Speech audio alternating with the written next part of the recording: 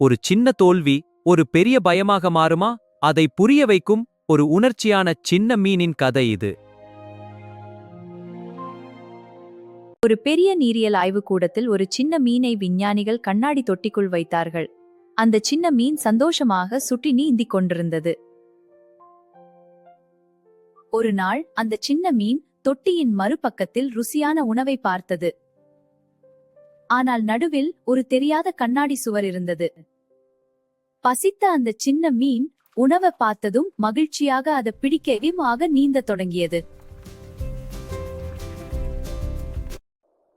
ஆனால் திடீரென்று அந்த சின்ன மீன் தெரியாத கண்ணாடி சுவரில் மோதி பின்னால் தள்ளப்பட்டது.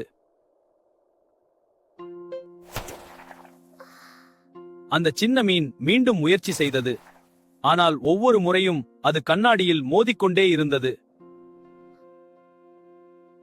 பல முறை முயற்சி செய்த பிறகு அந்த சின்ன மீன் சோர்ந்து போனது. அந்த உணவை அடைய முடியாது என்று அது நினைக்க ஆரம்பித்தது. சில நாட்கள் கழித்து விஞ்ஞானிகள் அந்த கண்ணாடி சுவரை அமைதியாக அகற்றிவிட்டார்கள். இப்போது உணவிற்கு எந்த தடையும் இல்லை. ஆனால் அந்த சின்ன மீன் இன்னும் பயந்து தூரத்தில் இருந்தது. பழைய தோல்வியின் பயம் அந்த சின்ன மீனின் மனதில் இன்னும் இருந்தது. அதனால் அது உணவிற்கு அருகில் கூட செல்லவில்லை. ஒரு தோல்வி என்றால் முயற்சி முடிந்துவிட்டதென்று அர்த்தமல்ல.